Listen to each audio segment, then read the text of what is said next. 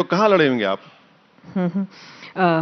वैसे अयोध्या का जब मंदिर बना तो वहीं से मोदी जी ने आने वाले चुनाव के लिए अपने आइडियोलॉजी की नींव रख दी। अब उसके सामने कौन सी और आइडियोलॉजी चलेगी? इंडियन नेशनलिज्म चलेगा। इंडियन नेशनलिज्म हमेशा रहा रहेगा। इस देश के लिए बहुत जरूरी Indian nationalism. Modi ji Hindu nationalism को मानते हैं। हमारे देश के जो फ्रीडम फाइटर्स थे, उन्होंने इस देश को 200 साल की अंग्रेजों की गुलामी को जो आजाद करवाया, इस ख्वाब पर आजाद कराया कि इस देश में इंडियन नेशनलिज्म जिंदा रहेगा। तो उसी के ऊपर अब मोदी जी तो भारत की राजनीति से मुसलमानों को मार्जिनलाइज कर चुके हैं। सबका साथ, सबका विकास, सबका विश्वास मोदी जी बोलते जरूर हैं, मगर किसका साथ देते हैं?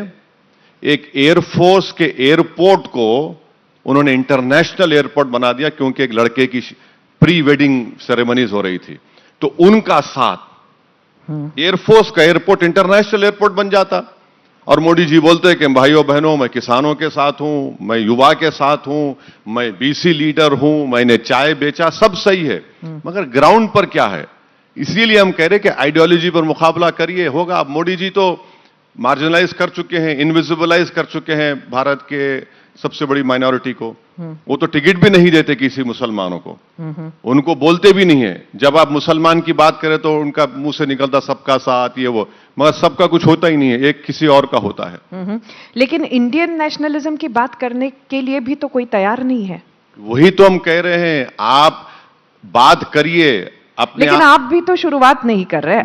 नहीं, मैं तो कई बार डिबेट कर चुका हूं। मेरा मानना यह है कि इंडियन नेशनलिज्म इंक्लूसिव है, वो सबको साथ लेता है, एक्सक्लूसिव नहीं है वो, और उसकी बात करनी चाहिए। ओवैसी जी, देखिए, आपने मणिपुर की बात जरूर की, लेकिन आप संदेश खली हो या हल्द्वानी हो, नहीं, बिल्कुल उसे आप बिल्कुल मैं बोला हूं। आप